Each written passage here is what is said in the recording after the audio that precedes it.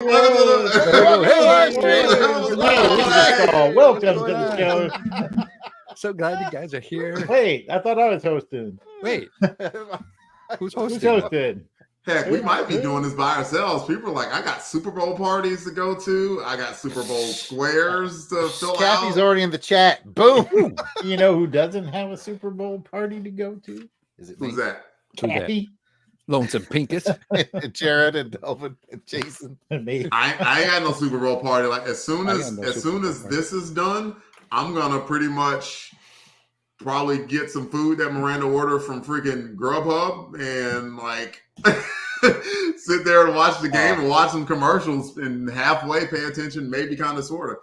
I've got it the worst, man. I've been slow cooking something in the crock pot all day so I can smell it. Oh. You got 4 hours left. It'll be ready in 3 days. Son of a Oh, it's ready now, but I'm like, I just gotta sit here and smell it while we record. Well, oh wait. Yeah, this was boyfriend. Oh yeah. That's the only player I know in the Super Bowl these days eating too. So That's all you know, Travis Kelce? yeah, I didn't even remember his name. I don't follow football anymore. It was this morning when I realized it was the Super Bowl. That's how out of touch I am with the NFL. I'm good on college, but not on. I pay pretty close attention to the NFL season because I play fantasy football, and I almost forgot it was the Super Bowl today. There's old men now. Like it used to be like a circled date on my calendar, you know. Oh heck yeah! You'd have a party planned, and you want to go. You know, I'm gonna go somewhere. I'm gonna drink. I'm gonna get so messed up and rah. I'm literally gonna clean audio after this. I'm gonna clean Crusade one after this. Miranda ordered some wings, and I'm already. You know, you know how you order some food, you got your mouth all fixed up to want to eat some wings. So I got wings on the brain already. What wings? There's this place. Okay. Don't say it. Well, I don't say the ones I like. Soy garlic. Yeah. Soy garlic wings. That's what he's thinking. That's what I was thinking. Man, I haven't had soul food in a minute, actually. There's this place that found in Mooresville. Like I know you guys know Crusaders Club member P.D. Devins. I was at this place, and he lives in Mooresville, which is adjacent to Charlotte. And it's like, okay, yep, I'm hungry, dude. Let me order some food. And I saw some place called Kickback Jacks, and it's like, I like that. Okay. Man. And so I ordered like a burger from there or whatever, but one of the things, like you scroll through the menu and it says award-winning wings. And I'm like, who gave the award? Was it Mr. Kickback? Did Mr. Kickback give these awards? Like, all right, I'm going to give these wings a try. The wings were incredible. They have some lemon pepper wings, which are fantastic. And they do this honey buffalo wings as well. And they are also like, because I'm not even a huge fan of buffalo wings, but you add honey to it and it was just immaculate. So I brought it home to Miranda. I'm like, Miranda, we got to get Kickback Jacks. They have award-winning wings. And she said, who made up the award? Is it Mr. Kickback? And we were like, you should have been like, that's dumb, Miranda. Would you grow up? Would you freaking grow up, woman? We are adults. So yeah, Kickback Jacks is where I'm getting wings from, and I'm already looking forward to it. They're going to be good. Oh yeah, I think we couldn't decide who the heck was going to host it. They're like, Delvin, do you want to host it? And I said, sure. So welcome to the Longbox Crusade live stream, where we are going to be doing a episode of Longbox Crusade. And I'm hosting that episode, and we're going to be talking a very, very recent comic book. The Wayback Machine is a little bit broken since we're just going back to last year. But hopefully we're going to have fun recording. I can't wait till we get to the memories of the show. Memories? Yeah. It was like literally yesterday, dude. I had some breakfast. I think I did some laundry. So yeah, but hopefully it's gonna be fun, and I'll actually explain where the heck I got the comic book from when it comes time, which will be very shortly. Remember, by all means, if you are in the chat, thank you, because we know like this is Super Bowl Eve. So if we are serving as your Super Bowl halftime, or not halftime, pregame show, we are happy to do so. Please like and subscribe on our YouTube channel. Please make a comment as well, so we can write your names down. Normally, I'm the writer of the of the names and stuff, but Jared is ready to go. And so he's willing to write down names because we're going to pull some from those names and give that lucky person whose name is going to be the winner a prize, as well as the Crusaders Club members as well. Crusaders Club members get their own raffle every time we do a live stream. And we've done live stream for quite some time now. I thought we had a number, right? It was like a big number that we've done like 4 or 5 years of these now, right? Something like that. Yeah, this is 16. We've done one a month. It would be 5 years. 5 years. Yeah. That's crazy. You know, time just flies. Time does. And it often does when you're having fun. So we've been doing this for about 5 years, and we love to have everybody here along board. Did I forget anything, Pat? Did I forget anything, Jared? I don't normally do this part of the hosting duties, but just making sure I didn't forget something. No, I think you covered it all. Just don't, as Delvin said, don't forget to chat. And that could be if you're watching us on X, YouTube, or on Facebook. Just go ahead and chat. We will see you and get your name down. We will see you. And Jason, you weren't here. You weren't here on Wednesday for the podcast. We discovered something very amazing. What do we discover? You want to see? You want to see? Here we go. Let's do it. Look at the screen real quick. You looking? Watch this. I'm looking. What? Give me the hearts, Delvin. I need the hearts. Come on, Killers. There we go. There they go. Wait, how does this work? Remember how we were always like, what's going on with Delvin's screen? We figured it out. Oh, what is it? Oh, make the balloons. Do the balloon. Oh, what's the balloons? I can't remember now. You're gonna have to look it up now. Double thumbs up, I think, maybe. Yeah. I think. Or what's the 2 peace sign? The peace signs. Maybe that's it. Peace signs are confetti. Yes, confetti. I think thumbs up. If I can get my thumbs straight and those are fireworks. Oh, there we go. Fireworks. There's a production value we've raised for everybody. What is this? See, this is what your Crusaders Club bucks bring. It's not true. But if you join us at $1 a month, we'll be happy to get more effects added. So what happened, Jason, is that like for whatever reason, the update of Mac gets to enzymes be coagulating in S. Okay, gotcha. And so like because of the new Mac iOS update, I get these effects. So, that's really cool. Yeah, it's a Mac thing. And you can help us all get Macs out there if you would join the Crusaders Club at, let's say, $50 a month. Hey guys, can you hold this up? I'm going to throw this computer away and go get a Mac real quick. But yeah, it happened like one time when we were podcasting on Wednesday, and Jared finds like, you know what? I'm going to look this up. I'm going to dig it up. And so it wound up, it's like, boom, Bob's your uncle. There we go. I think there's a few others, like thumbs down. Let's see if I get it even. There should be something on thumbs down. Is it like raining? Yeah, man.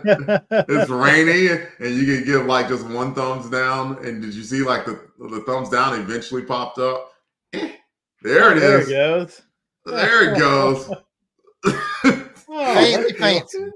And so you had like 4 grown ass men, like just like do it again, Delvin. Do it again. The best was Alan was like that too. It's weird when Alan's like that. My money was all on Pat was messing with you. I got to say, like, I just thought Pat. I legit thought somebody was messing with me, but to a man, they kept like, no, Like I wish it was me. We Steve, weren't, but it's not. So. Someone was messing with you, Delvin. It was yourself from the future. Yeah, it was me all along. I was the enemy. Like, wait, hi, it's me. I'm the problem. It's me. That's a Taylor Swift song. It's funny now thinking about, because you used to get so frustrated too. Like, I know somebody's messing with me. I had no idea. I had none. But now that I do know that, I could use these powers, for good and evil. And with that, I should probably start since, I can't just clown around. By the way, we have the lovely Courtney Holland that came. Hey, Thank you so much for being here, Courtney. I see a few other people looking. Make sure to comment, and you can put yourself in for a prize. By the way, there we go. We're getting more people to comment. Billy Dunleavy is there. What's up, Billy? Billy D. It's good to see you, my friend. Thank you so much for being on. We're about to do a recording of the original Longbox Crusade from way back in time of the year 2023 of April. So we're going way back, like 8 months way back. So crazy. All right. Is there and you know what? The funny thing is, April is my birth month, and I still can't remember what the heck I did last year. I have no idea. Must have been a good birthday then. I can't remember what the heck I did. I guess we could just all say we got a year older. 2023. Pretty much. All right. We should probably get started because, I know folks got Super Bowl commercials to watch, Super Bowl parties to attend, Super Bowl squares to fill in and all that stuff. So we are going to get started. All of my cohorts are on mute already. And so I'm going to get a swig of water and start this episode of Longbox Crusade. Sweet. Starting in 3, 2, and you're listening to the Longbox Crusade podcast episode 45, featuring DCeased War of the Undead Gods, issue 6, cover dated April 2023. Hello, and welcome to the 45th episode of the Longbox Crusade. I'm your host, Delvin Williams, aka The Dark Web. The Longbox Crusade is a podcast where each episode, a random cover month and year, is chosen, and then an issue is selected from one of the Longbox Crusade crew members' comic collection. Each episode, we will summarize, review, and reminisce about the issue, ads, and events of that time period, which was so long ago.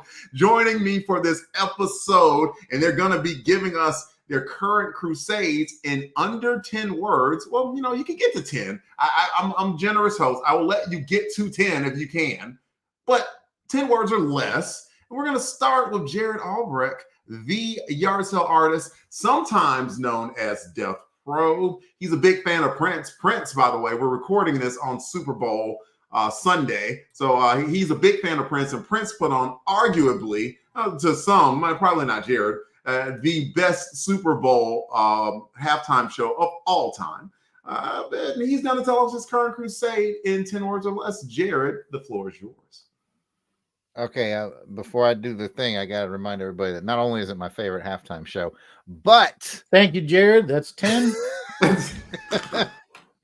I got back from Iraq with 2 or 3 days to spare to actually catch that show over at Sergeant Cannon's house. So it was like a welcome home thing for me. Anyway, current crusade, 10 words or less. Edit on Her Majesty's Secret Podcast. I didn't count, but I'm pretty sure that made it. You want to tell us anything about that show? I'm giving you more words, Jared. You tell us something about that show that you're editing. Sure, yeah. On Her Majesty's Secret Podcast is the other podcast network that the LBC crew here does a little work for. We recently recorded an episode where Pat was in charge, and he likes to talk about The Man from U.N.C.L.E. We talked about episode 5. And man, spoiler alert, we all loved it. If you love Man from U.N.C.L.E. and you want to see other people loving The Man from U.N.C.L.E., tune in. You can't do it yet because I haven't edited it yet, but I will have it edited, and that show will be posted Monday. Not tomorrow Monday, but the next Monday it'll pop up on your feeds. Yep. No, I'll tell you what, no one was twisting our arms making us say uncle how good it was. Nope, that is correct, Pat. And if you want to go and check us out on Her Majesty's Secret Podcast, MI6 Rogue Agents, we have discussed 4 other episodes of Uncle from the first season, so you can hear us talk about those too. Man from Uncle is a great series, and I'm glad Pat brought it because I've never watched it before, so I'm learning a lot. We will move on. Since I brought up Pat, we will go to the founder of Longbox Crusade himself. We have him here, folks. He is live. He's ready. And since I talked about Super Bowl halftime shows with Jared, like Sister Christian has not done one yet, but I'm sure if they did, Pat would be front row and rapt attention ready. Maybe, I don't know if I would. I don't know if I could because, man, if you know how much the Super Bowl ticket right now is, like I heard it was like over $6,000 just for like a low level, the lowest of lows. It is insane. One of my friends and jiu-jitsu buddies, Brian Reedy, he is there at the Super Bowl. Oh, wow. He also is the CEO of a sports company. So that tells you, the level that it takes to be there. I'm CEO of nothing. I'm not even CEO of my own house. So I don't have money to go to the Super Bowl. Anyway, Pat, your crusade, 10 words or less, sir. Well, just like Jared, I am editing episodes and scheduling for February 2024. Did I make it? You did, and I made balloons. I did something that made the balloons come up, and I don't even know what it was. So that was almost like 99 left balloons that I saw. Almost. Tell us something. Tell us about one of the shows that you have edited. Give the listening audience a sneak preview of what's to come in Longbox Crusade. Well, Delvin, I'm glad you asked. I am actually in the middle of 75% done with editing the next LBC Crew show, where it's a mystery. Someone dies. Oh, no. Professor Doug Webb tries to find out who it was, but will they learn? I don't know. There's a safe involved, some masked guy, things like that going on. It's a pretty good mystery. Yep. Well, you know what? I need everybody to come on, get involved until the mystery is solved. Yeah. And we will move on to the older, wiser Albrecht brother. Continuing this halftime show thing, they do a puppy bowl. They do a puppy bowl at halftime. They don't do a kitten bowl. So I can imagine how irate you are at that. But please, Jason Weasel Skull Albrecht, get past that anger and tell us what your present crusade is in 10 words or less. Back from Costa Rica, doing laundry and preparing for AFO. Jared gives you thumbs up. I'm going to give you thumbs up because I get a pretty cool effect if I can get it right. And while I'm doing my cool effect, you want to tell us what's coming up on AFO, Jason? Well, I know our advertisement says that we haven't done Chuck Norris, but we've done Chuck Norris, and we're going to do Chuck Norris again. Oh. So we're going to have a little Chuck Norris, and we're going to have a little, it's one of Pat's favorites, a little Megaforce. I wasn't invited? No. Who's in charge of that? Not. Who scheduled that? Laurel. Oh. Yeah. Let me guess. Is Kathy on it? Yep. Oh.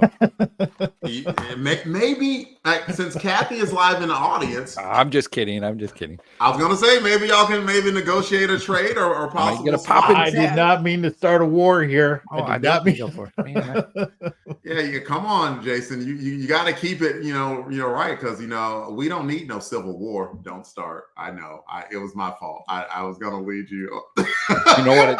Because it feeds the rich and it buries the poor. Stop it! It was my fault. I know it. And so since I am going to take the mic back and talk about my crusade, and I'm going to tie it into one of the comments. Courtney Holland asked, hey, Delvin, are you going to lay the SmackDown on? And I'm going to key in on the word SmackDown here. So my crusade right now is dealing with being a TikTok celebrity. What do I mean by that? So I was at WWE SmackDown on Friday, and with one of my good friends, Dan Wilson, and like he's like, I got us some good seats, and I'm like, okay, and got there, and I'm talking about I was here, and the ring was here. I mean, it was right there, and we were right by the announce table. And so on TikTok, they released like this clip of like one of the wrestlers. He at the announce table, he poured water on another wrestler. LA Knight poured water on AJ Styles, since Courtney would care about that. And if you look in the background, a guy standing up looking at it, that's me. I was standing there, cool. and I was on TikTok, so I am officially a What's TikTok celebrity. Like? That was blowing up on TikTok, y'all. Yeah, I was sitting there like, oh. Were you wearing your LBC shirt though? No, it was wrestling. I had a shirt on that said British Strong Style. There is a wrestler, Pete Dunne, and that was one of his shirts. So that's the shirt that I had on. But I was looking, and if you happen to be on TikTok, you see WWE and happen to see that clip that happened now, like you will find me on it. And so I was like, when my buddy Dan sent it to me, like that's a trip. Like I'm trending now. That's me, trending superstar. Delvin the dark. This one's for Pat. This is like the time when George Costanza was eating the sundae at Wimbledon. Yeah. And the camera. Just, he's really going to get that one. He's going down on it. I'm lucky. I don't think at any point where the camera was on where I was like, no, I wasn't digging my nose. It was itchy. I wasn't digging in my nose. I don't do that. So thankfully not. So we've all covered our crusades, and let's keep going. Everyone, we invite you to be a part of the show by submitting your comments and memories, which will be featured on a future show.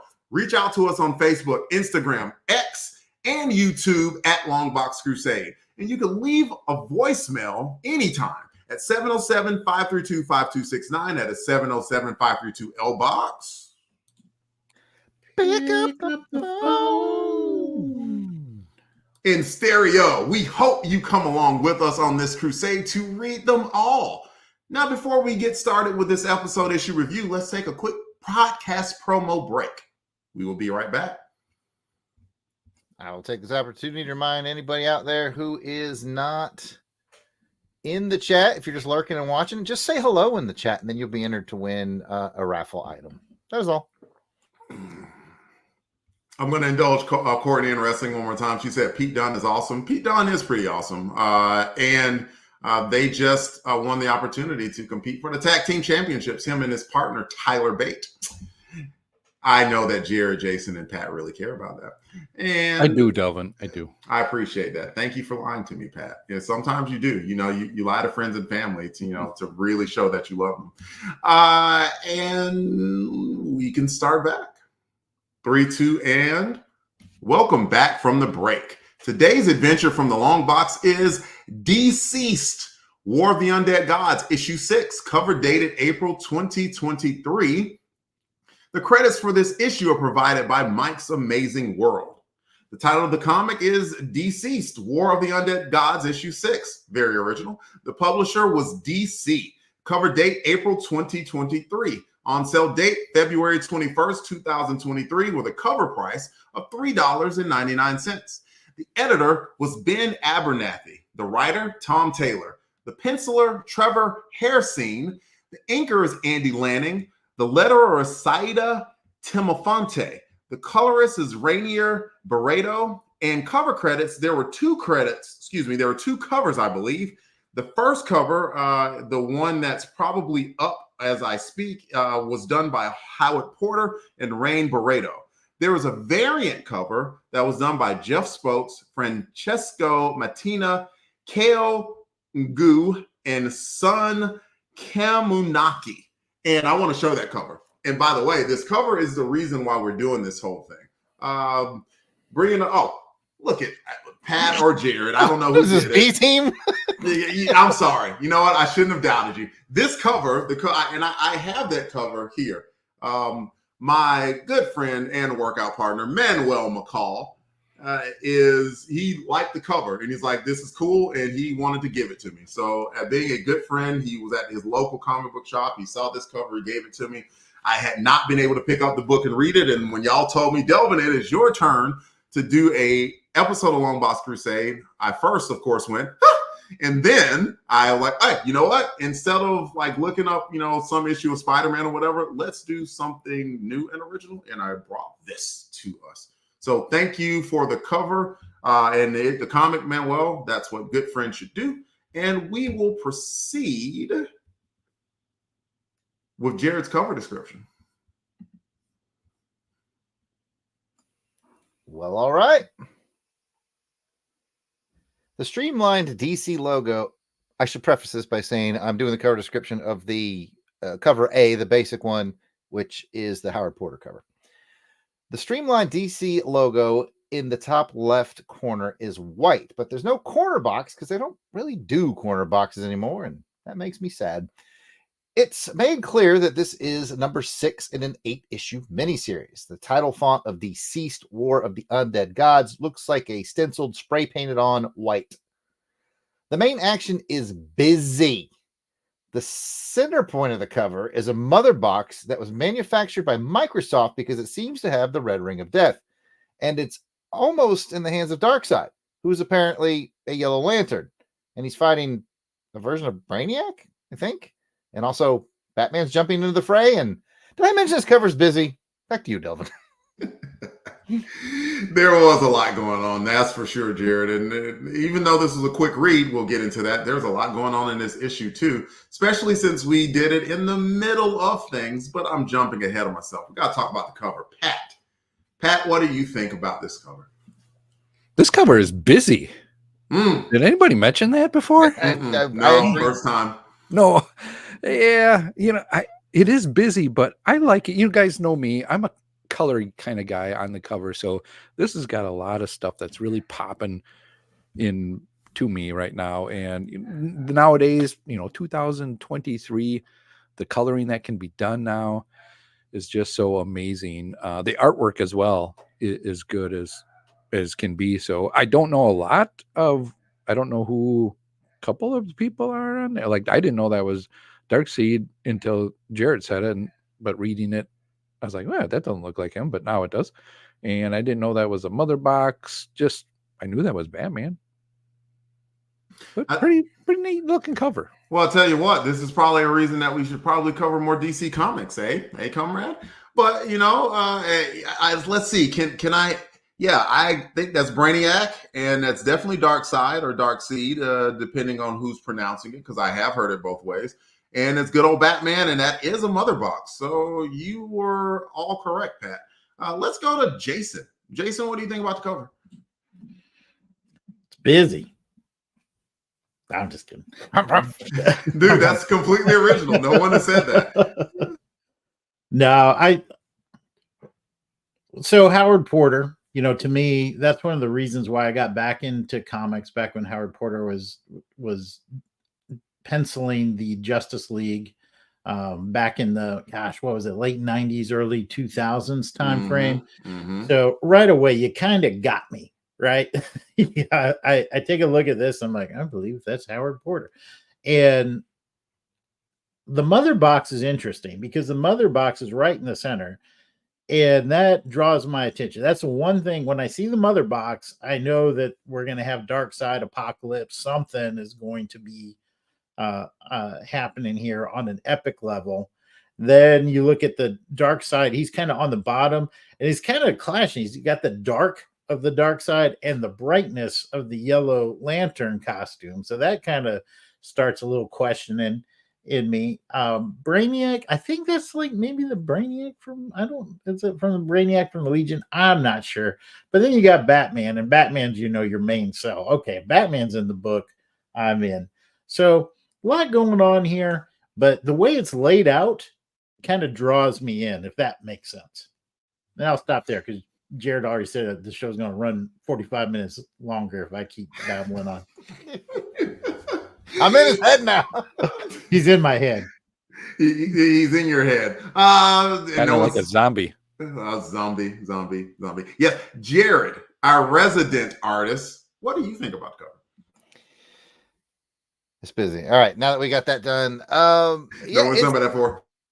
I actually prefer the alternate cover, which is the one that you had, which doesn't really have a lot. It's a black cover with a Flash logo, with a Flash, I think, there in the lightning bolt, and that's about it.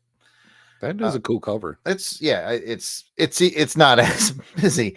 So yeah, I mean, it's the main cover that we're talking about is fine. It's Howard Porter. It's very colorful. It's very jumbly.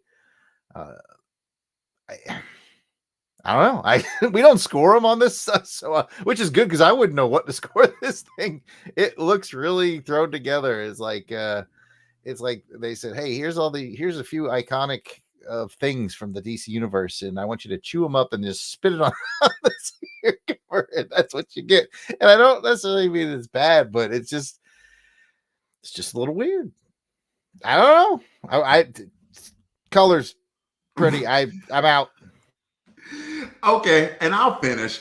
If anything, to me, like one of the things that I wouldn't say we're sticklers on it, but it often comes up when we say, hey, this cover does reflect what happens in the book. This cover does not reflect what happens in the book. This cover does reflect what happens in the book. There's a lot of chaotic stuff going on in this book. And so accordingly, this cover is chaotic. So I do give it credit for that. It does seem fun.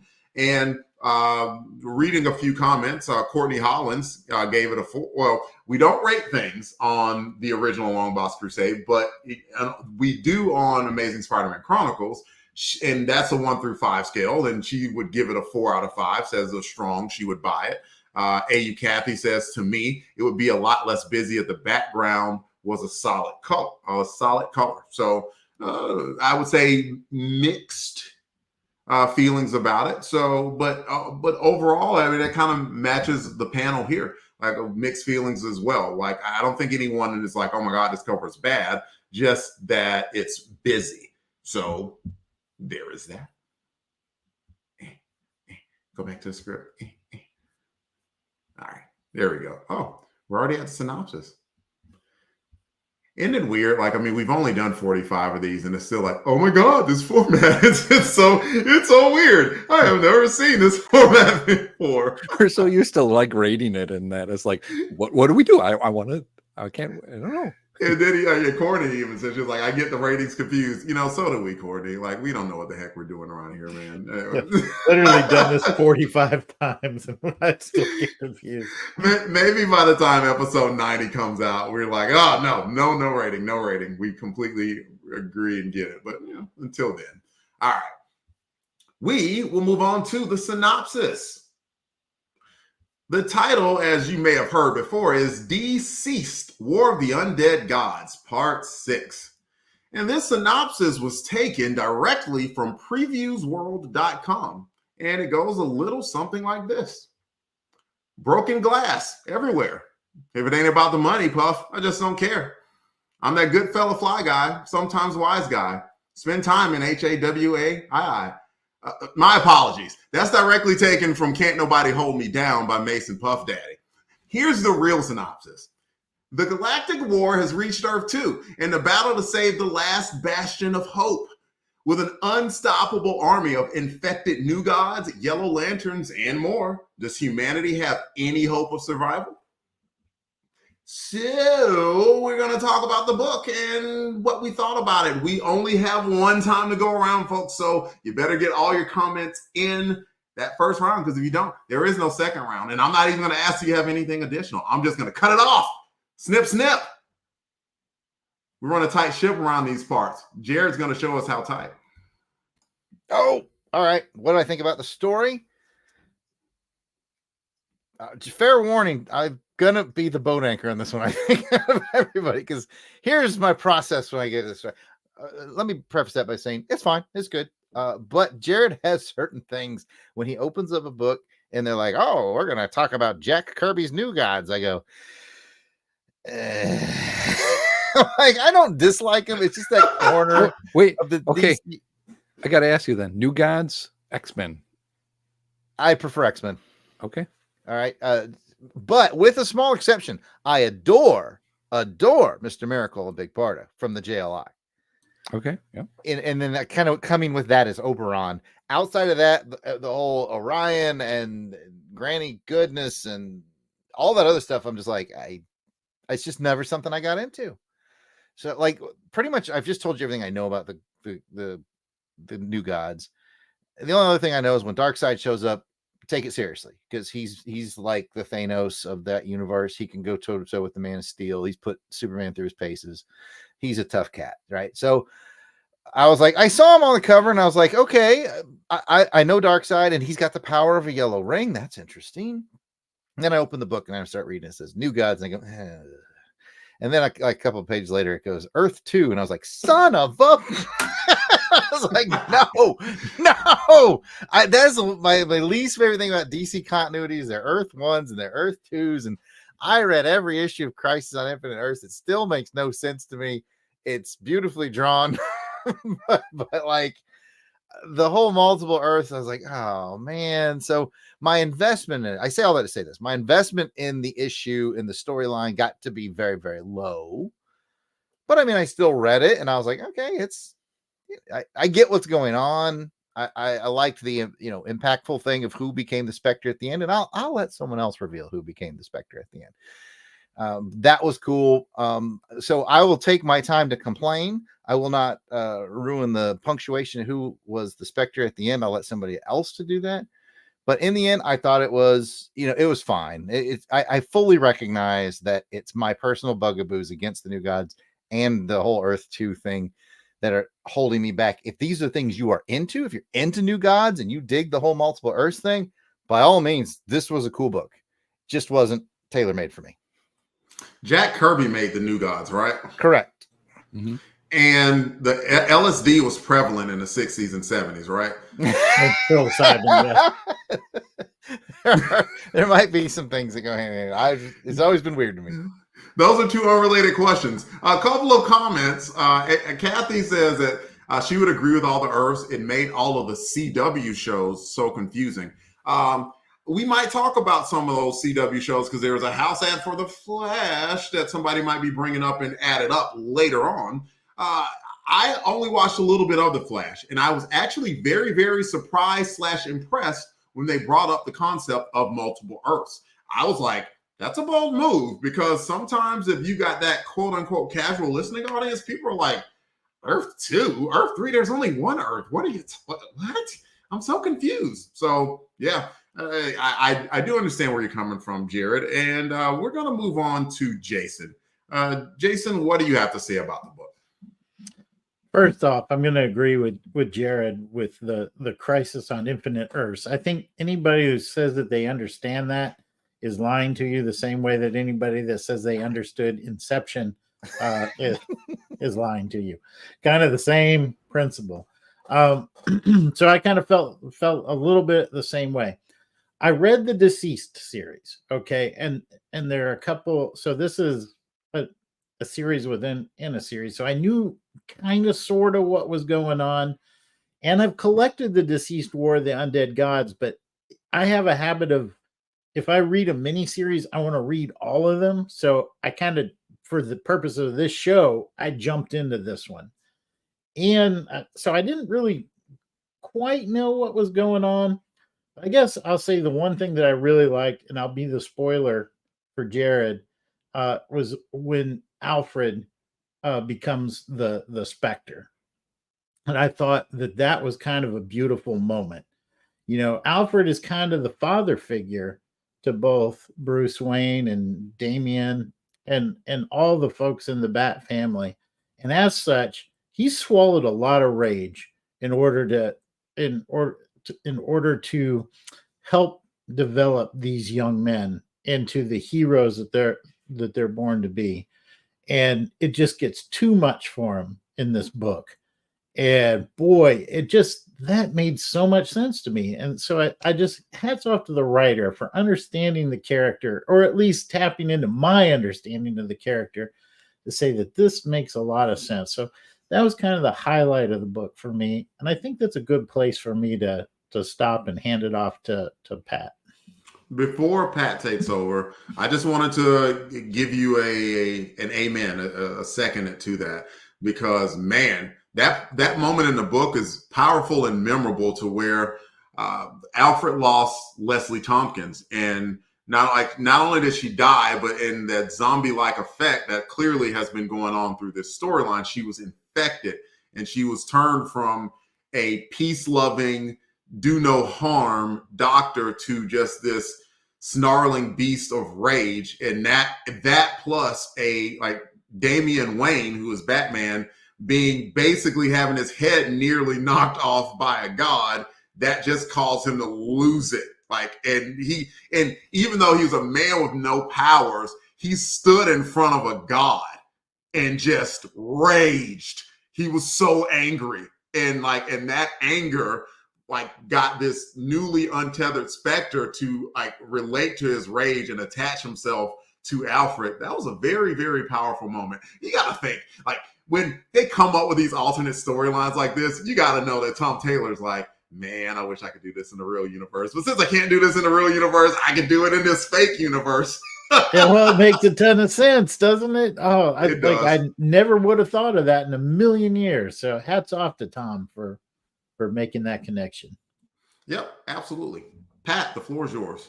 All right. Well, I do have a few things. And first of all, I'll rebuttal to Jason's, if you understood Crisis on Infinite Earth. Jason, I understood it.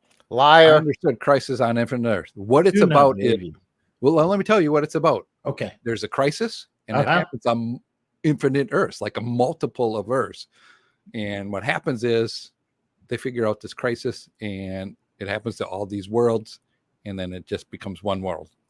And that's the crisis on infinite Earths. So I understood it. There you go, Jared. You were confused for years.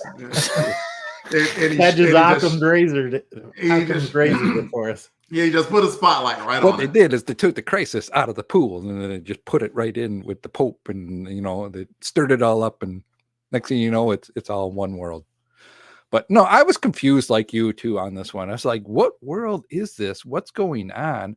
And I'm glad you guys were just talking about that, because I'm like, well, is this affecting the normal?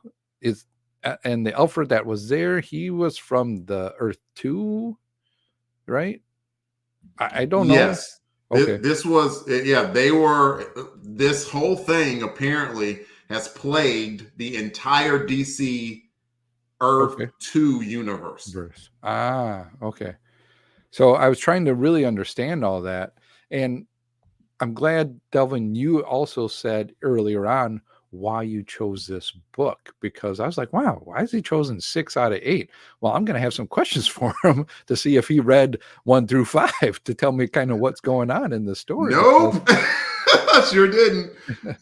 I think, and I felt like Jason in this as well too. It's like, okay, well, I'm thrown into this thing, trying to read it and trying to figure out what's happening with it. And I think that's one kind of a bad thing with nowadays storytelling that's going on. This is 6 of 8. So, it's going to be a trade down the road. It's going to be 8 issues. And it was a fast read that it was like, okay, well, you could have done maybe the story in 6 issues, but you're trying to, pad the trade a little bit more of what's going on. I still don't understand a little bit. They tried in the beginning or so to kind of pull you in to make you understand, hey, this is happening here, but we're on this world now. And why does Superman have a robotic arm? What's going on? Oh, that's Damian, not Batman. I'm like, whoa, I'm so confused in this thing. But to me, is that a bad thing? A little bit, yes, and a little bit no, because I was intrigued and I wanted to find out from you, Delvin, what was going on in 1 through 5, but I can't. No. So if anybody out there listening or commenting, tell me what's going on in this thing. I want to know. We got lucky. Jason said that he read it, so Jason can help. Oh, did you? Oh, maybe I glossed over that part. I read the original DCeased, that Oh. in which it was Darkseid that sent some sort of plague Okay. to Earth that started this zombification of folks. And Zombification. That's good. And so basically, yeah. So a lot of the heroes got turned, and so it became almost like Walking Dead.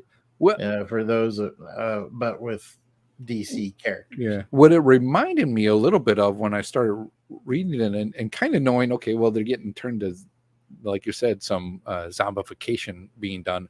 I was like, didn't they do this already in Blackest Night?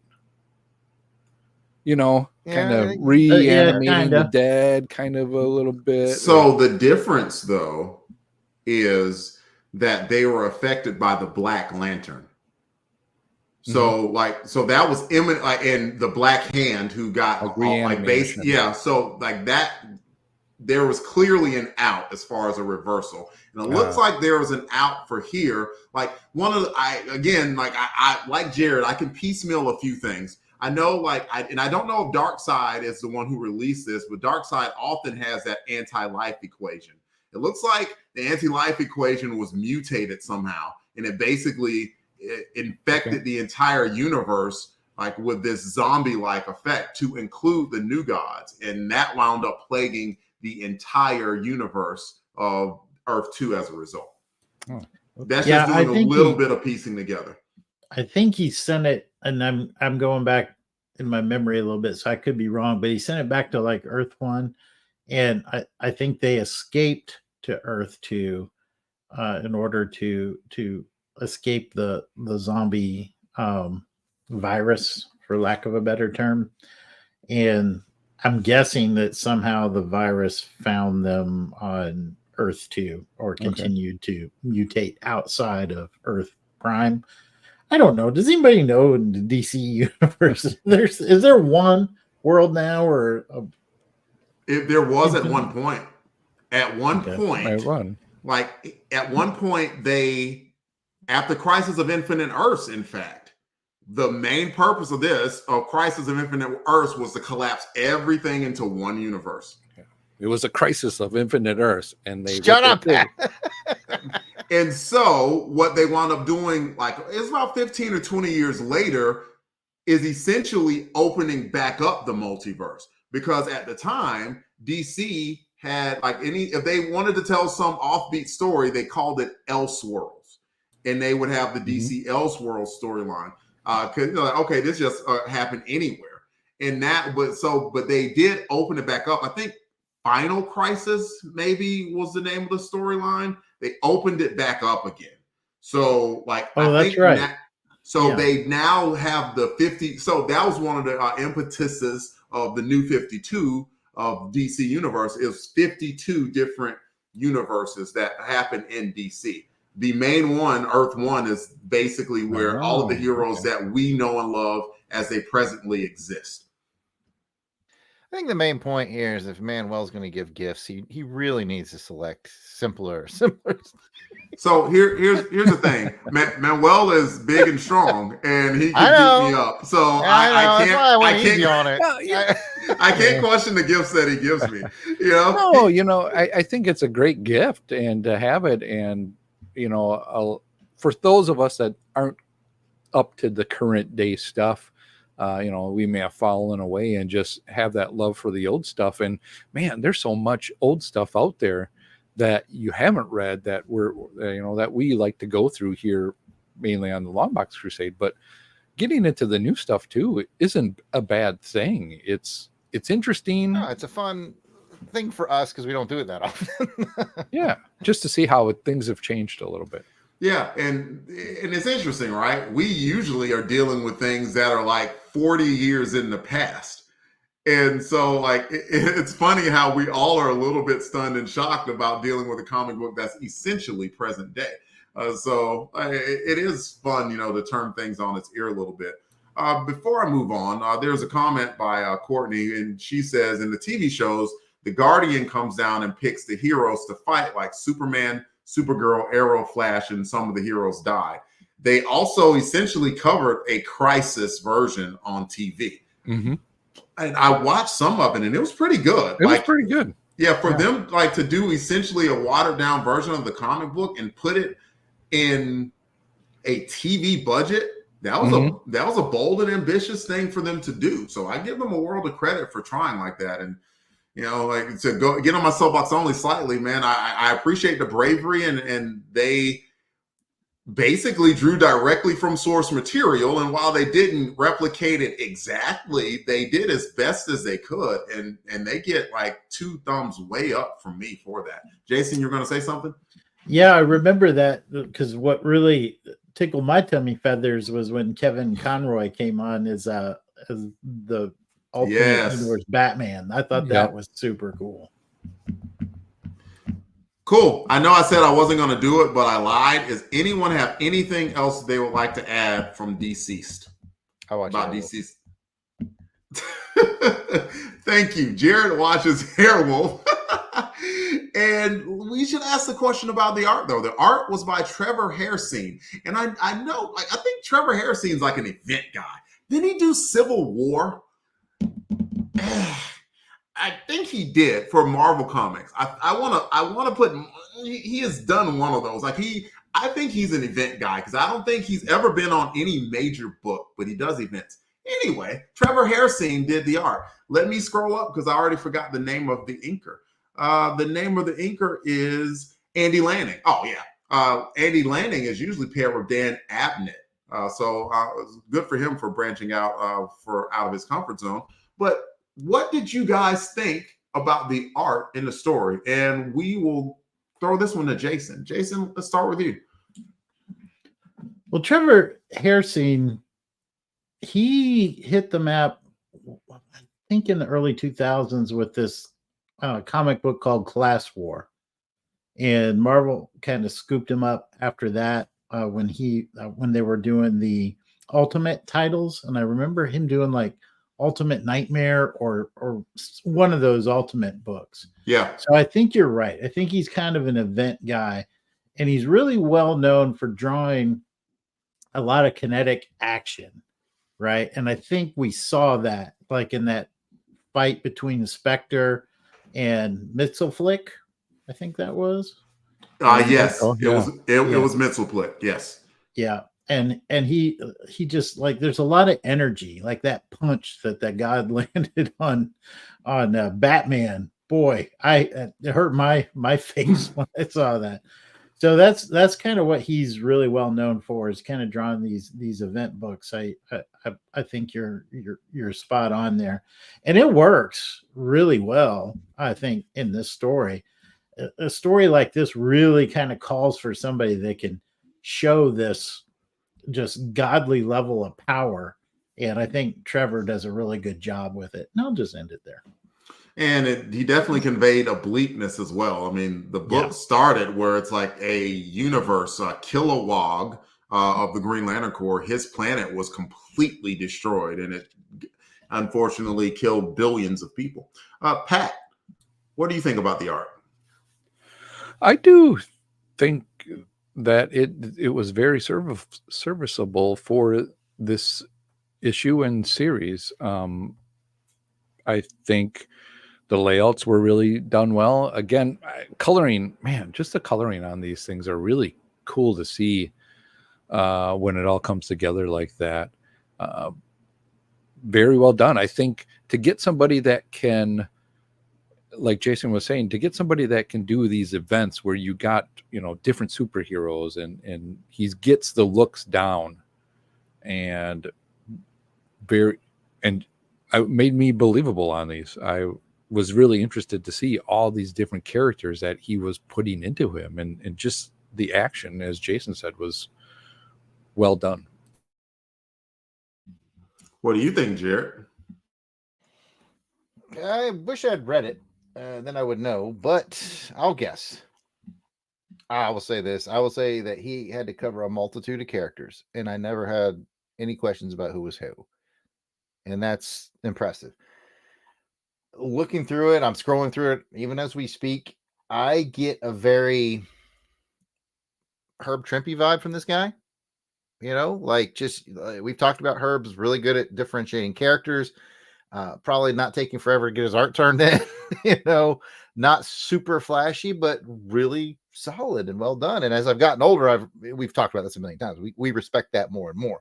And, you know, when we were teenagers, we were like, it's got to be McFarlane, and now we're like, it needs to be solid and on time. You know, and that's what we learned to appreciate. But I'm looking at it, and he does a lot of smart things, as Pat was saying, on his layout. He picks and chooses where he's going to use a lot of background detail and very little background detail. And he's really smart with where he's picking the lack of background, because A, it's going to save him time, but B, he's using it where it makes sense from a storytelling panel point of view. Like when Alfred rages and his eyes turn green, you know, when he drew that, all he really had to draw was Alfred's rage and a half a fist. And then the colorist is going to come in and add he might have done some of those line effects, but the colorist and or anchor is going to add a lot of what's going on in the background, which looks like a lot, but really it's just a few lines and some color work, right? At the end of the day. He uses almost no background when Batman hits the ground after the face punch. And that's smart because it makes that moment impactful. It really, again, the color sort of adds a smoke effect in the background, and that's it. So he's really, he knows the shortcuts, and there's nothing wrong with shortcuts. Okay. I need people to understand that these pencils are trying to make a deadline. Picking your spots for shortcuts is very important. And he's picking impactful moments and using them well. So overall, I hadn't really heard of the guy or seen any of his stuff. I mean, I haven't really read comics since about 2006. But this guy, very solid work. And and he had to cram in a wide story. And apparently he was the guy for it, because I didn't have any problem following what was going on visually. Quick note to anyone listening and who raged at me saying Steve McNiven did Civil War, by the way. It was not Trevor Hairsine. Oh, that's right. That's right. McNiven. That sounds I couldn't remember who did it, but I knew it wasn't Trevor. Yeah, my trivia brain just popped up and came up with that. So, take that. And speaking of popping up, Jared's about to pop up now and do his segment of this Longbox Crusade. That's right. It's my responsibility to remind everybody that if we went to a con and we ran into Trevor and he said, hey, it's the Longbox guys, and I have all the original pages, which at this day and age is probably done digitally, and he doesn't have any pages at all. But you know what? We're going to pretend that it's all still pencils on paper. And he said, hey, you guys can have any page from this book that you would like. What page are you going to pick? Anybody who locks eyes with me already knows what they're going to pick. Pat, you look confident. Pat. I do. Pat, what do you Jared, got? yes, I do, Jared. Thank you for asking. I am confident. And with that, I'll hand it over to Jason. Fantastic. Oh, just kidding. I did pick mine already. I'm going to pick the page that has Kyle and Superman in it. I'm a Green Lantern fan at heart. And so just seeing a Green Lantern with Superman just kind of hanging out together, I like that page. Excellent job, Pat. Delvin.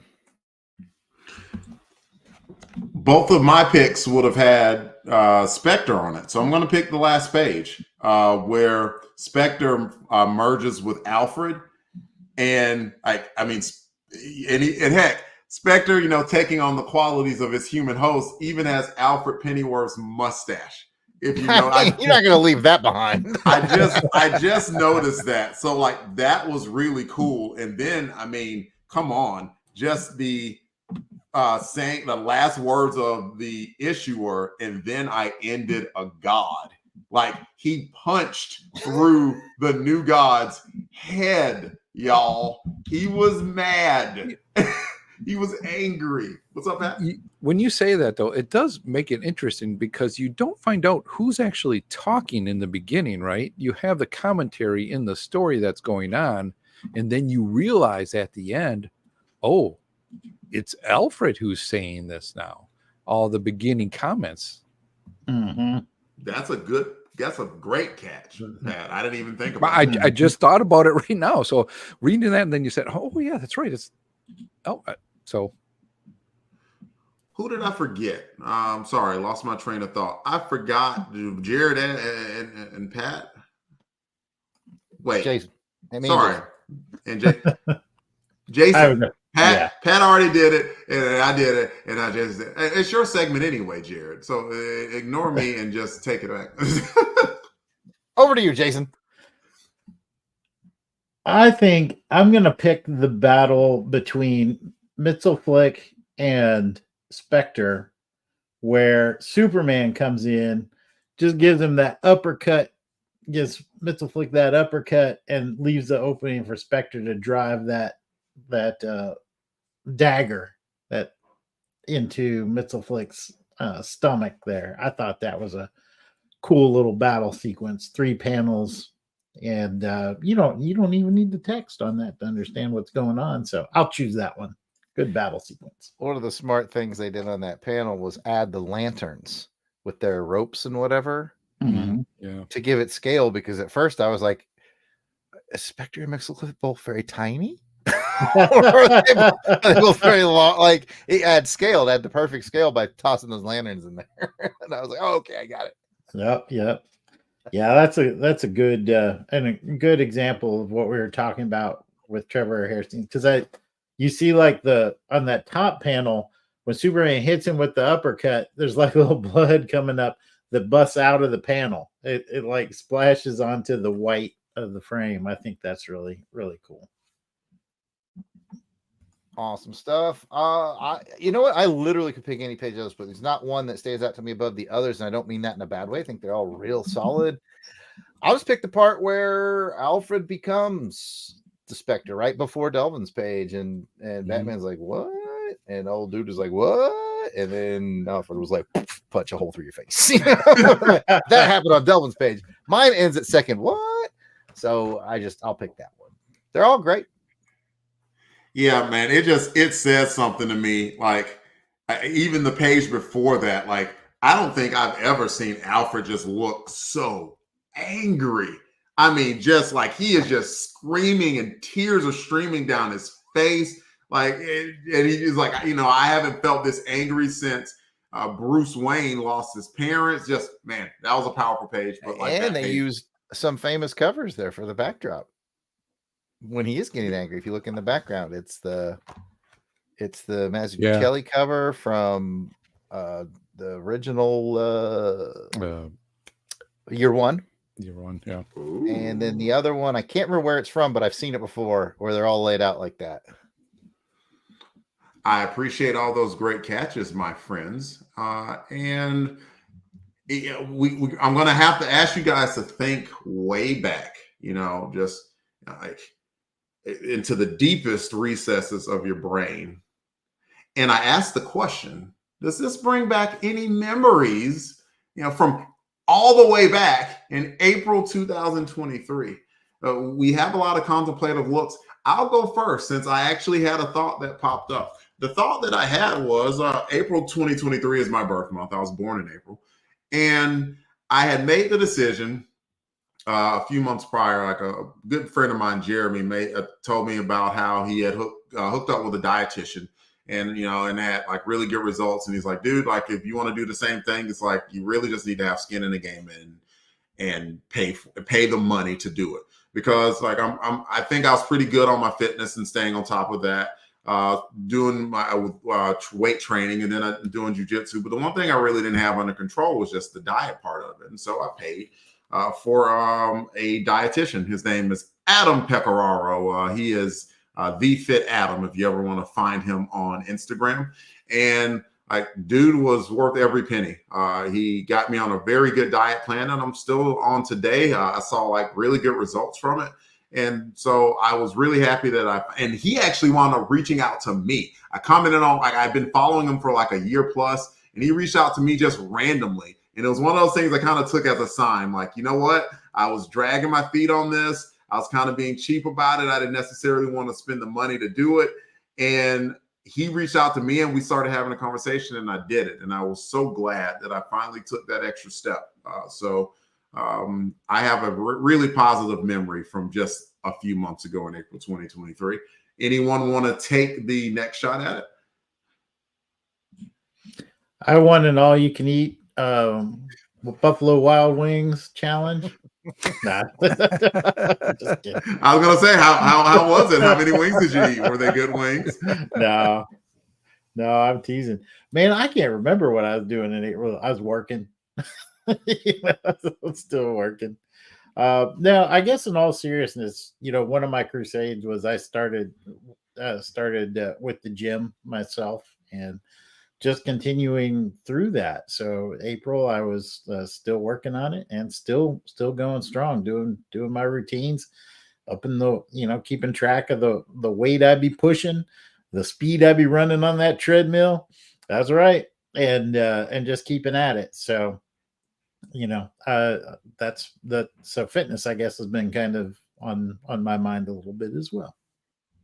All right, here, Jason. Pat, Jared, well, which one? Pat is going off of mute, and it does not have to be about fitness, man. You can talk about something else. I'll talk about a little bit something else, and might be, I'll try to be positive and a good thing. This time a year ago, as you guys know, some stuff happened with my wife, and so 2 months in February. So April is about recovery time going on. And looking back, I just took a look back at our calendar. We do have a calendar, guys, that we use for scheduling our stuff. Well, it's true. I just looked it up. And so I want to just say the positive thing about it at the time was just the support from you guys, from the Crusader Club members, from everybody at the time of what was going on with my wife. I remember just having that and having something to do gave me a chance to just feel kind of normal a little bit. And so I do appreciate that at the time and still do right now. So really love it. So thank you, guys. Heck yeah. That leaves Jared. You should talk about, I don't know, like when you went to Taco Bell and it was good, just as a balance to what Pat just said. Yeah, I was going to say something stupid. Don't That's why I figured I'd go first. Yeah. Last, not leave it on a downer. Not a problem. No, I did the same thing. I went back and I looked at the calendar to kind of see what we were doing LBC wise, and a couple of things jumped out at me. Sort of a 8 months ago time capsule. Jason and I recorded an actual face-off where Speed took on the Getaway and won. And we did a Comics Console Crusade with Joe where we talked about Arkham Asylum video games, and that was a lot of fun. That was back in April. This is when we recorded, folks. You guys got it later, but this is when we recorded it. And I think most importantly, back on April 2nd of 2023, I hosted a podcast editing tutorial session for a few people who were interested in becoming podcast editors. One of which was Jim Meal, who really latched onto it. And now he's part of the LBC extended family with G.I. Joe Chronicles Outpost and became an absolute asset and friend of the network. And we're so happy to have Jim. So that's going to be my big one. That would be the moment that we pretty much recruited and locked in Jim Meal. All right. And sure enough, he just popped up in the chat and said, "Hey, that's me." And as it turns out, he wasn't just a snack; he was a full. You know what? That will bring us. Wait! I gotta admit, because Kathy mentioned in the chat that she was there too. She was there. Jason was there.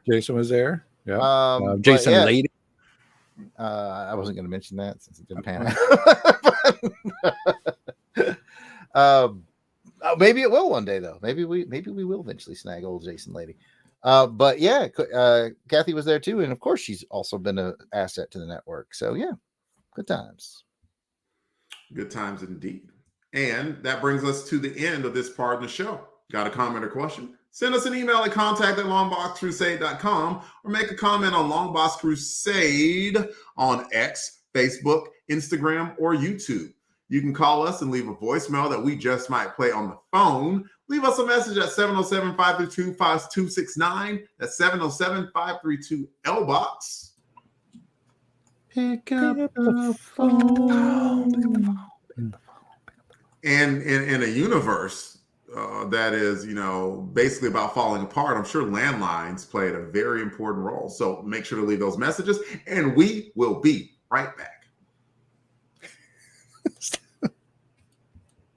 You started. Hey, if you're out there and you're in the watching and lurking and enjoying us, whatever the hell this is we do, make sure you stop by and say hello in the chat, because right now I have Courtney, Kathy, Billy D, and Jim. So the odds of winning something today are pretty high for those You missed out on Angelica Fetty Wolf. Oh, and Heinz. You missed out on Heinz Cook. I'm not good at this job. This is why I don't do this job. And Auburn Elvis just popped in. Oh, Auburn Elvis just popped in. Yeah, I 100% missed Angelica and Heinz, so hello to both of you. Slacker, I'm hosting, playing Monopoly Go, and looking at the comments. What? Give me one of these, Delvin. Give me one of these. Here we go. Yeah! Full service host, baby. Woo!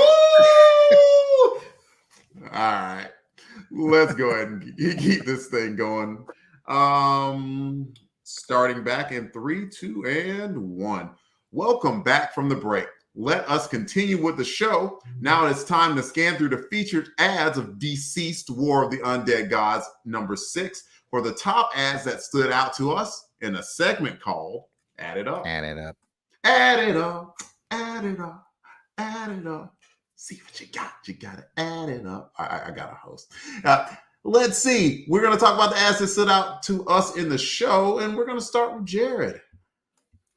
I can do that. Okay, it's a lot of house ads, or at least DC related, with their one movie, one TV show, and a bunch of house ads. I'm going to pick Clayface.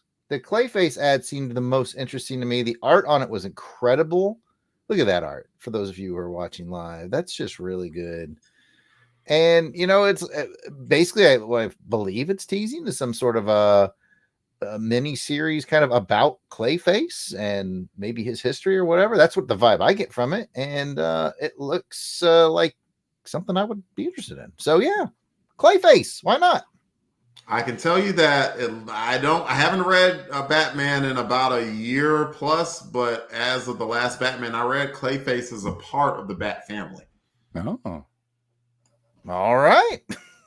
So there is that. And while you are recovering from stunned silence, we'll move it over to Jason. Jason, what ad stood out to you, man? I'm going to pick the DC Ruby one just because it speaks to me as a dad still trying to connect with his 20-plus-year-old son. We still get together every Saturday. He watches some old stuff like old Buck Rogers television series. Jared's watching Airwolf. I'm watching Buck Rogers, old Gil Gerard. As Buck. And then sometimes, when it's his turn to pick, I'll watch like Full Metal Alchemist or some of these anime type stuff that he enjoys. And Ruby's one, and DC and Ruby is kind of like a mashup between stuff that I like and stuff that he likes. So that kind of speaks to me a little bit. Do you know anything about DC Ruby, Jason? I don't. I actually asked Drake. I was like, "Is this something you'd be interested in?" And he was like, "I don't know." So I don't know a whole lot about Ruby. I know he was into it. There were a couple voice actors at a local convention we went to not too terribly long ago, and he was excited. I bought him a Ruby like bag that he wanted, kind of like a carry-all type satchel thing, and he had it signed by several of the actors, so he was big into it. And so that's what it stands out to me. The DC stuff, the Justice League folks, that obviously sings to me, and Ruby's a character that, or a group of characters that he likes. So there it is. Auburn Elvis comes with an assist and says, "I know it's red, white, black, and yellow, the main colors of the chicks in it." Well, I can see that right there. It's Yeah. Well, you see, it's a crisis. I know. Infinite. There's like it's unlimited number of Earths, and it's something big thing going on. And there are no vowels I noticed in Ruby either. That I didn't know what that was, so I'm glad you kind of gave a little more information on what it is. So Me too. I did not know. Pat, you got the mic, man. Go for it. What ad stood out to you? Well, Delvin, you mentioned it earlier on in the show, and I am going to choose The Flash, as it is the final season of the CW's version, the Arrowverse version of The Flash. It is a show that I was watching from the get-go. I kind of fell away, as it later on, it got kind of like, oh man, this is a little out there a little bit, but still a decent show. And I will go back and finish it just to see how it ends. But I really enjoyed the Arrowverse. And then when Flash came in, and I like Flash a lot. My Flash is Barry. Everybody's got their different Flashes out there. And so I was really interested in this Flash. And one of the things I remember a lot too is what would happen in the summertime when my son was home from school. He'd be binging The Flash to catch up on the older episodes of it. So I'd come home for lunch, and there he would be sitting on the couch just binging. So I'd be able to sit with him, and we'd be able to kind of talk a little Flash and DC stuff, and kind of introduce him to the universe a little bit more. And so it was a good bonding time. Awesome. Yeah, I didn't watch a ton of Flash. I watched, Miranda watched a decent amount of it, and I laughed because I'm like, every time I would sit there and watch it with her, the plot of every episode seemed to be Flash beeps up the timeline. Yeah. But he does, though. I mean, that's what he does. Yeah, it's like, bro, stop running. Go to it. Just get a normal life. Use your powers as selfishly as possible. Go to make quick runs to Taco Bell. Become your own Uber. Just leave the timeline alone, man. This time I'm gonna go back and rescue my mother, and it's totally gonna work so fast. So yeah, leave it alone, Flash, and he didn't. And that was the plot that I got from The Flash. Icon versus Hardware. That is the one that I'm going to pick. And here's the funny thing. And Jared says this all the time, I didn't read it. And I've never read any Icon or Hardware. And I feel kind of bad about that because I know that these characters were Black created.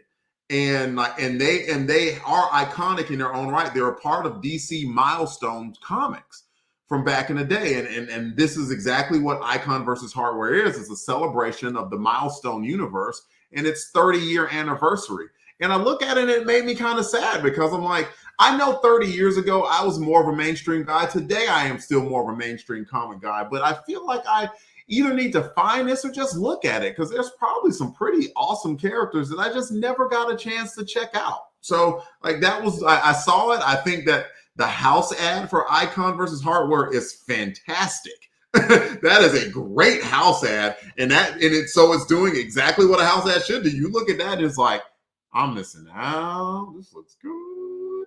And so I saw it and I'm intrigued. And so I might need to maybe for another Longbox Crusade episode, bring this and we could talk about some Icon versus Hardware maybe, or at least maybe find some old milestones because the market for back issues are still, piping hot because people like going back and picking up these issues up. I guarantee you there's some pull or long boxes somewhere where I could find some Hardware or some Icon and learn a little bit more about the Milestone universe because I'm interested. I think it's fascinating that they leaned on Icon and Hardware, and I remember those guys from Milestone, but I know I'm not telling anybody anything I don't know. The big breakout from Milestone was Static Shock. Yep. And they didn't use him in this ad at all. And I was like, well, that's bold to use the lesser. I feel like the ad was made for me. I felt like I was the only one that remembered these characters. I was like, well, okay. But so I guess it's kind of kudos to them for not leaning on Static the whole time. If I remember Hardware. If I remember correctly, Jared, they did revamp Static Shock for a little bit because you cannot. He I was feel like they popular. actually brought him Everybody's in. heard of him. I feel think like they actually did. brought him into the DC universe. I feel like they brought him into the main universe, but I could be wrong. I might be thinking about like cartoons or something. Me neither. Pat, we interrupted, man. What were you gonna say? Oh, I remember Hardware. I kind of didn't. Yeah, I mean, there's a more out of shape version of him. He was called Software. Yeah. I had to get it out. I went in and get it, and I even paused, like it would have been deflated. Anyway, a couple of funny funny comment from Auburn Elvis, who said every new Flash story is that meme of the guy sweating over pushing the right button, and both buttons are labeled Destroy the Universe. Oh, that's. And Courtney just adds, as a good advertisement and transition point, again, if you're not in a chat, we are an awesome group of friends. Come say hi if you're lurking. So to anybody listening to this live stream, heck yeah, tell a friend about it. To anyone listening to this when it comes to a podcast form, she's also correct. We would love for you to come along with us on the live stream and tell your friends about it as well. If you have a comment about this segment of the show, let us know about it. Email contact@longboxcrusade.com.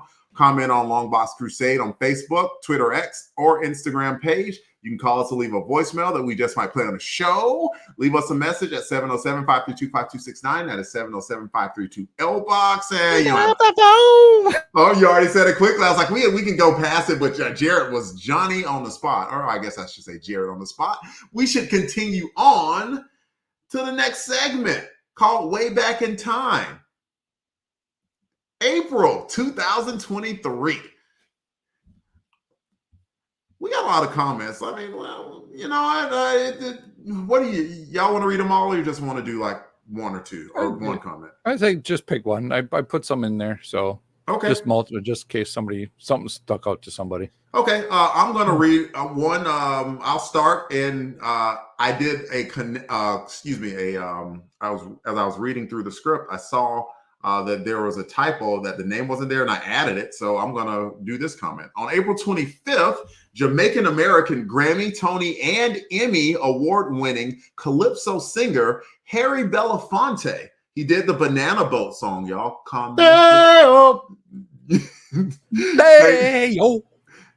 Thank you, fellas. He was an actor of Buck and the Preacher, and he was a human rights activist. Harry Belafonte. He died of congestive heart failure at the age of 96. Rest in peace, Harry Belafonte. We'll go clockwise order. Jason, go next. Oh gosh, I was looking at this one and trying to figure out people that I know here. I think I'm going to go with, on April 27th, German-American politician, mayor of Cincinnati of Ohio, 1977, and television tabloid talk show host Jerry Springer died of cancer at 79. And I was not the pallbearer. Jerry. I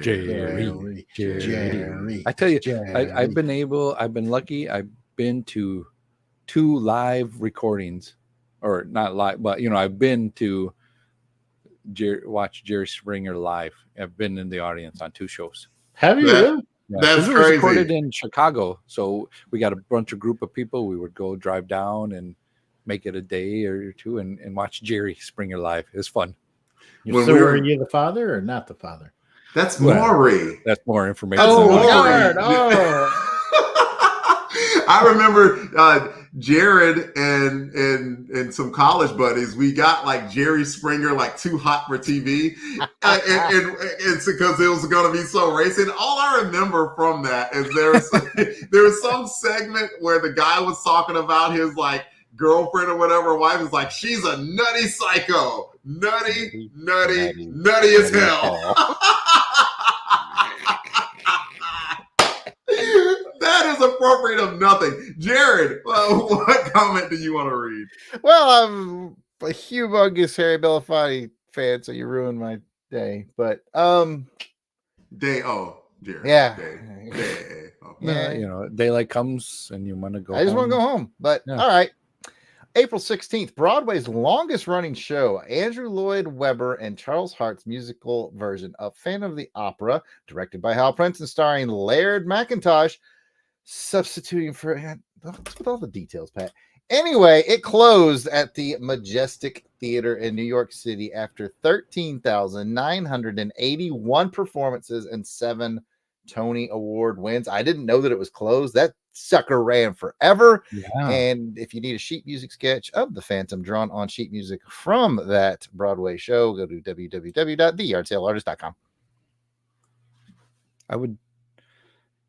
The Phantom of the Opera was a CD that I would put in at night because my daughter wouldn't fall asleep when she was a little baby girl.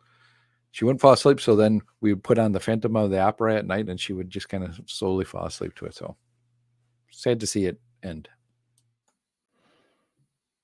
If you have You don't have to throw away the one CD. more of these, I'm kicking you off the show.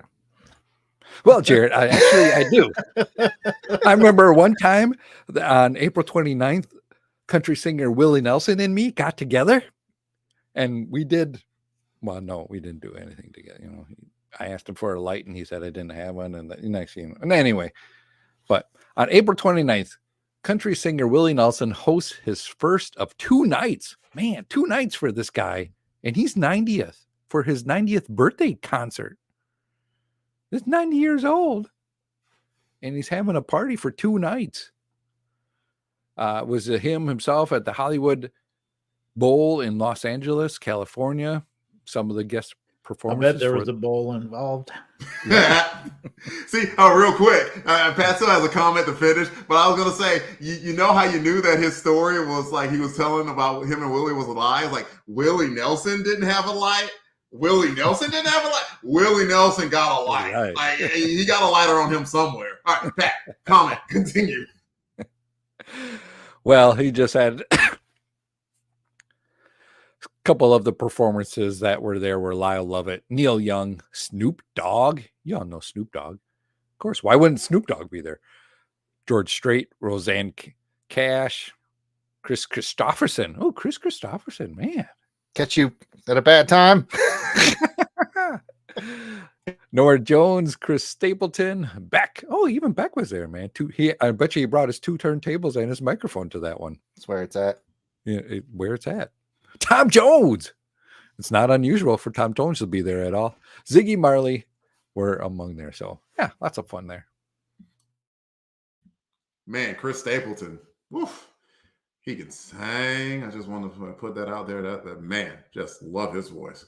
I mean, not that Willie Nelson isn't a legend in his own right. Heck, Willie Nelson was old when, again, Jared and I were in college.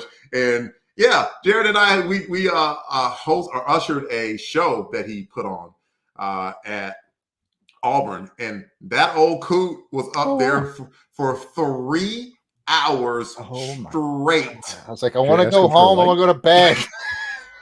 3 hours straight. That man did not leave the stage. There was no long protracted breaks. He just played for 3 hours. Like, I don't know what it is with like the older musicians. It's like by the time that they get older, it's like, man, like I'll just put on a pair of I'll put on some Depends and I'll just keep going. I ain't leaving this stage. So yeah, there's that. Cool. Thank y'all for all the comments. And we're going to go to the top 3 movies for April of 2023. Jason, you want to start? Oh, you know I do. Oh, he wants to start so bad. I want to start too.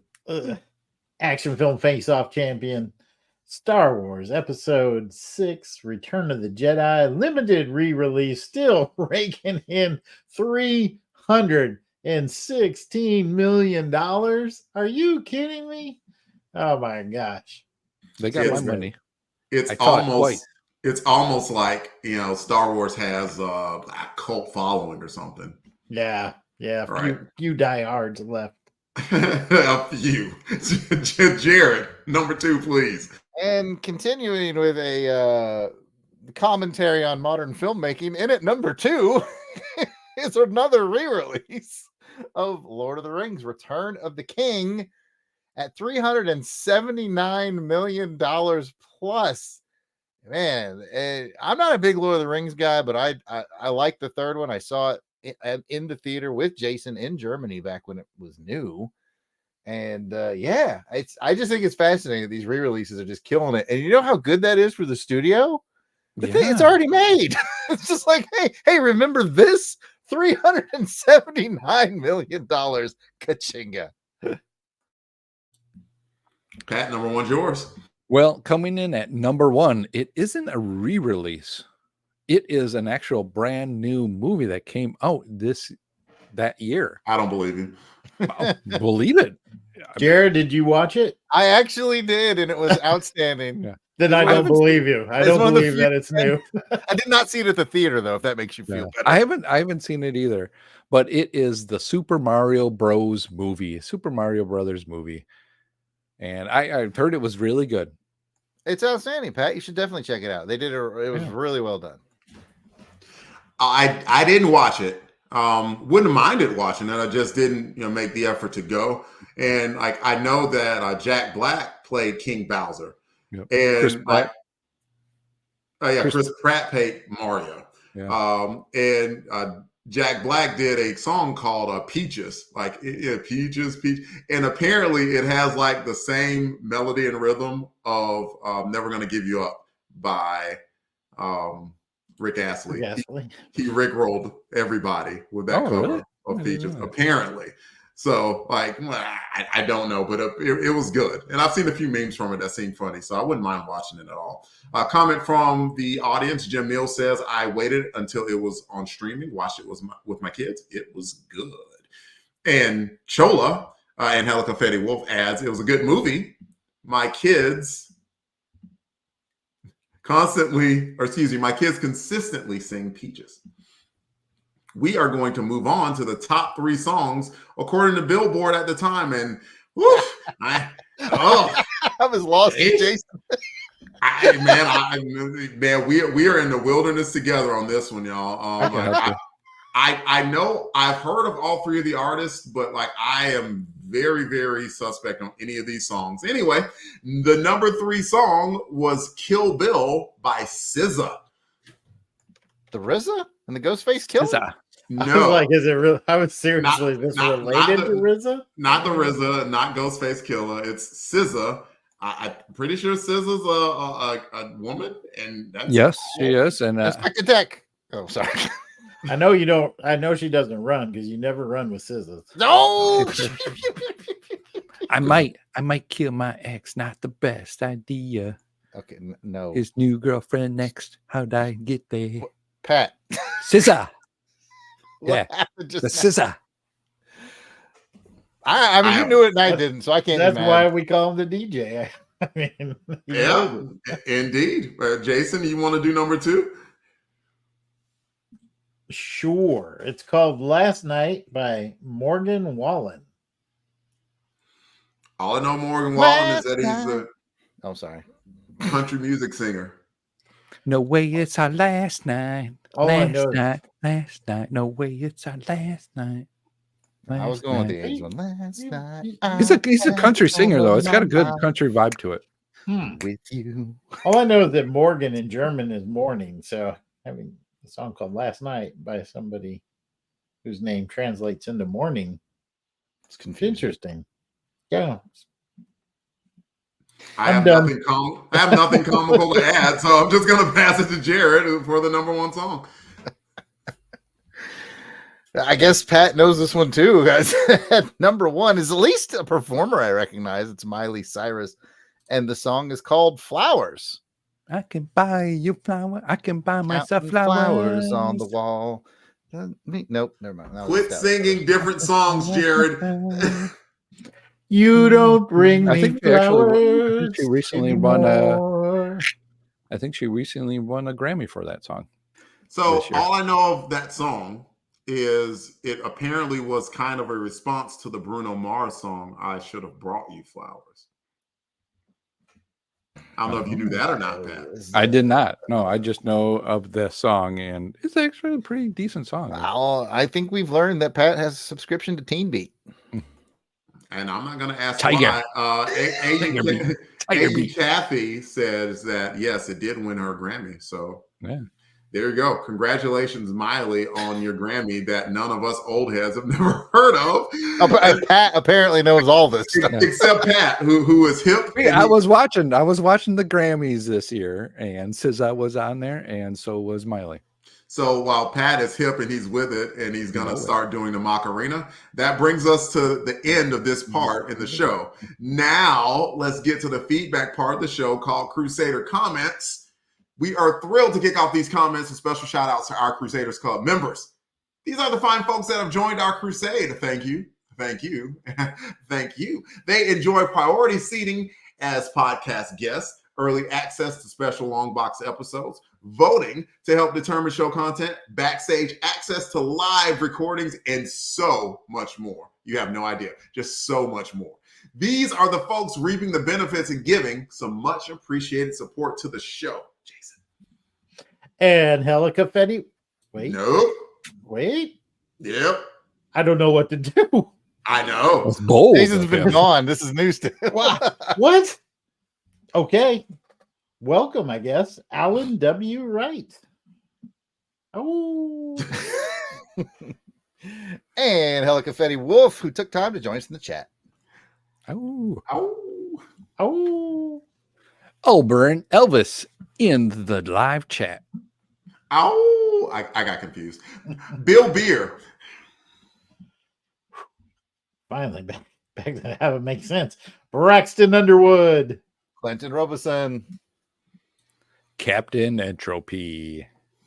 Clark Westfield. Dave Battlewagon Collins. Ezra Gallo. Gary V. Gene Hendricks. Gerald Green. Heinz K. In the chat. Jason Keene. Jason Lady. Jeremy L. Jim Jamin. I hope you like Jim Jamin too. Dale. Jimmy-O. Jimmy comes and he wants to sell some toys. Joe Thomas. John Watson. Josh Strickland. Candace Ward. Kathy Bright, MVP. Also in the chat. Matt and Lissy Paso. Mark Ross. Maxwell Traver. Miranda W. P.D. Devons.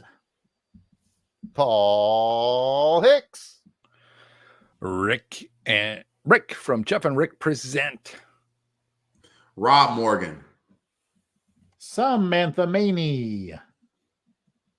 Spidey 60. Oh, missed one. Sean Urbanski.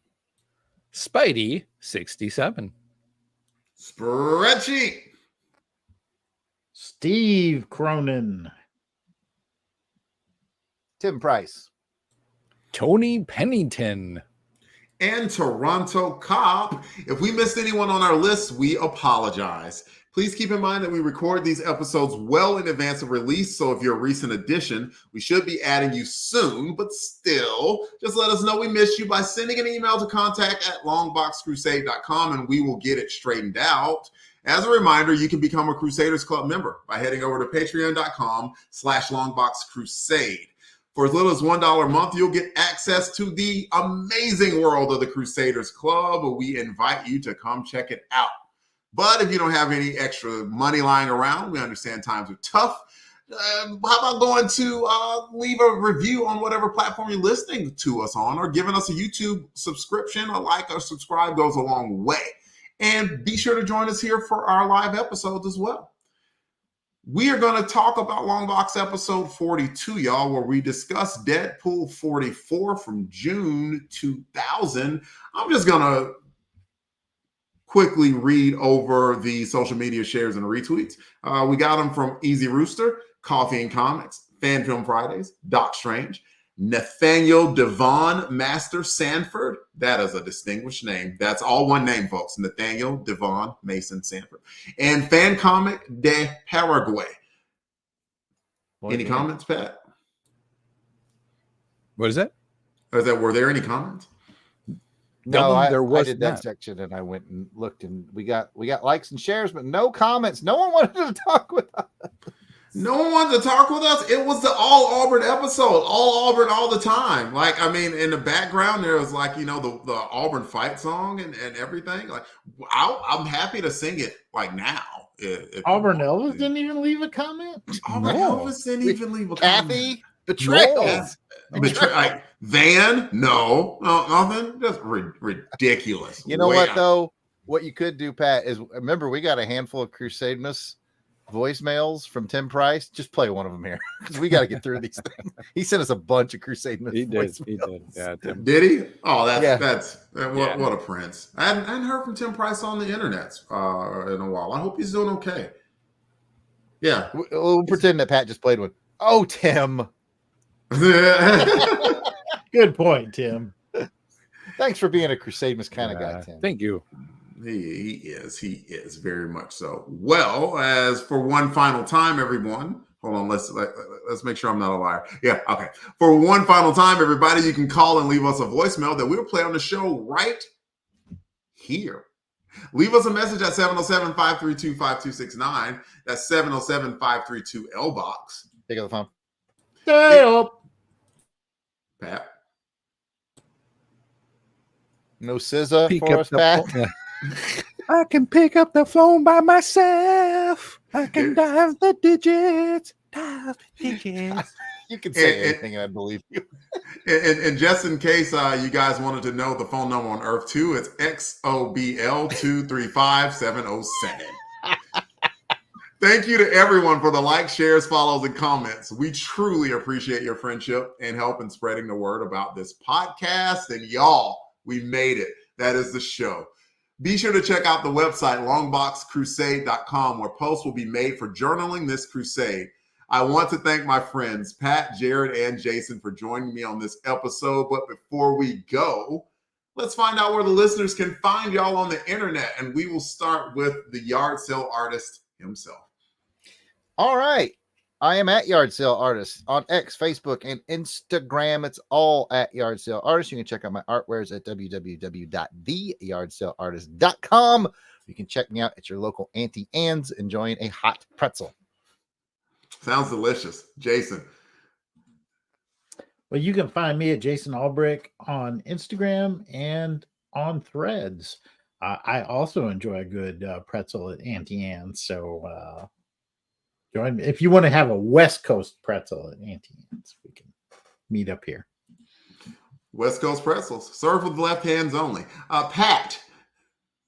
Well, Delvin, I'm glad you asked. You can find me on the Twitter at Christatos01, and you can also find me on the Clash of the Clans as DJ Christatos. You brought it back. You brought that classic. I'm bringing it back. You haven't brought it up in like 3 years. I'm bringing it back. Come and find me on the Clash of Clans, DJ Christatos. And if you want, you can join the LBC Crew Clan. Is it named LBC Crew Clan? Yes. Nice. You can find me on Twitter, DE_RAY1977. You can find me on Instagram at Delvin Ray. Love to see you. And oh wait, I should go back to the script. I was just about to start talking in ish. There we go. Thank you for listening, and we hope you have enjoyed this episode of the Longbox Crusade. Got a comment or questions? Email us at contact@longboxcrusade.com or leave a comment on the Longbox Crusade Facebook, Instagram, or Twitter page at Longbox Crusade. Until next time, take care. And please join us for the next episode as we continue on the crusade to read them all. There we go. That is a wrap. Yeah, that's a wrap. Let's get some stuff away. Real quick, before you do that, Auburn Elvis asked, is there a come out to play this Tuesday night? I mean, is it a second Tuesday? Auburn Elvis?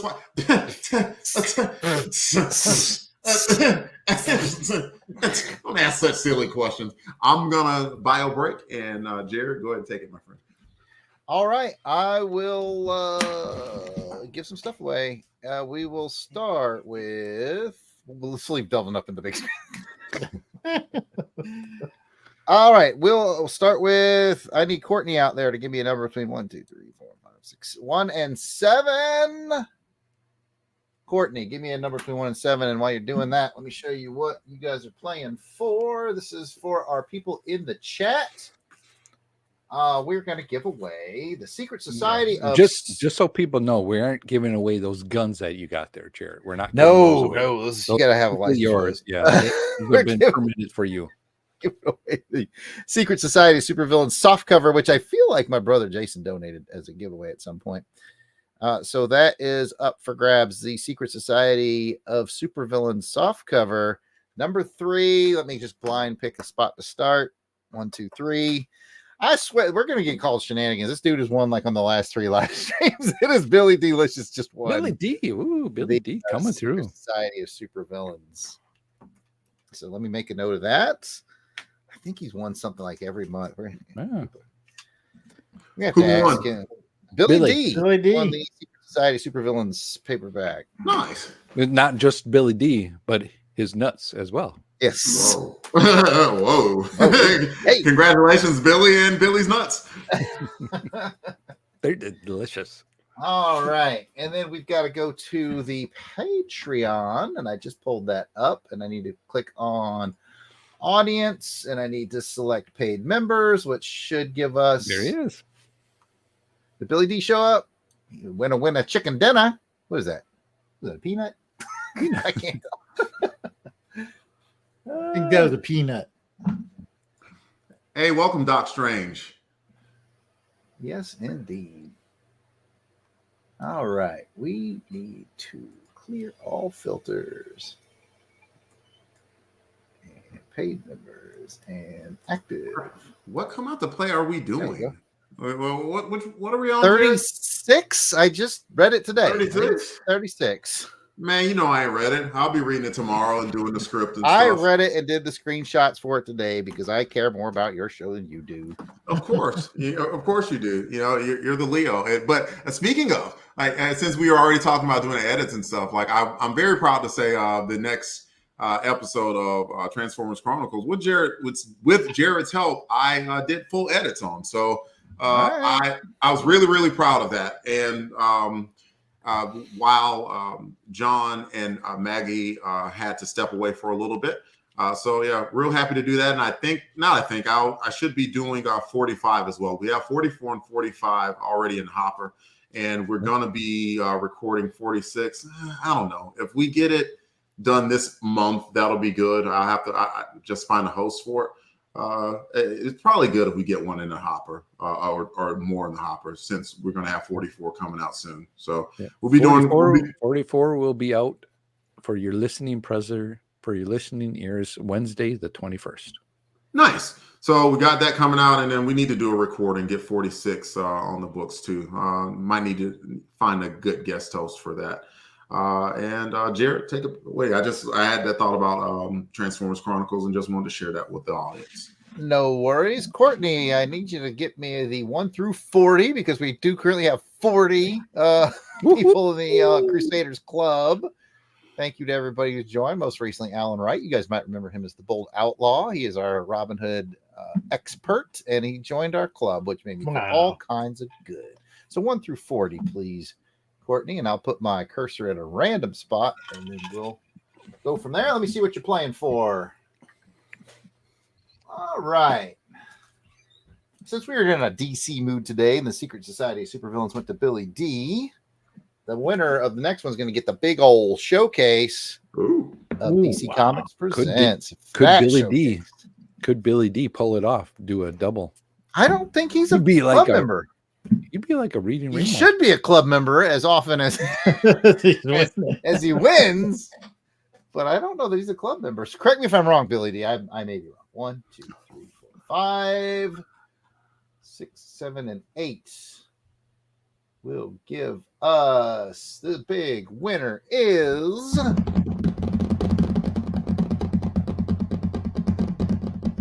Matt Passo. Ooh.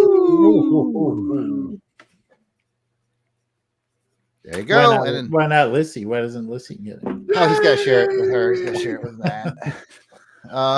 So just as a reminder, Crusaders Club is only $1 a month, and one of the many benefits is you get put in for one of these monthly raffles, sometimes more often than once a month. And you don't have to be here, although we'd love to have you here, but it's just the benefit of you getting automatically entered. So thank you for those of you who do that. And I guess Delvin's will run things. So back to you, Delvin. That's fine. And Doc Strange says that he's not a member. So very quickly, Crusaders crew, we're going to have to give them all a sad face really quick. So guys, if you're ready.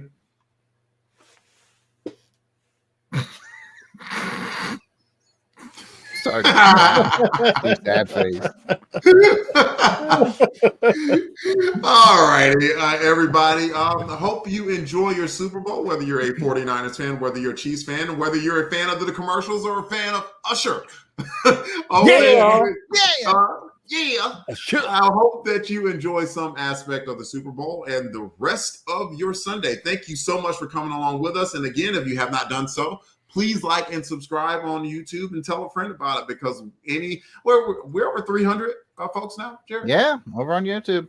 So yeah, we made a modest over 300, and we would love to boost those numbers even higher. Like, just tell a friend about us, like especially your comic book loving friends, your movie serial loving friends, your action film loving friends, your perhaps an enemy.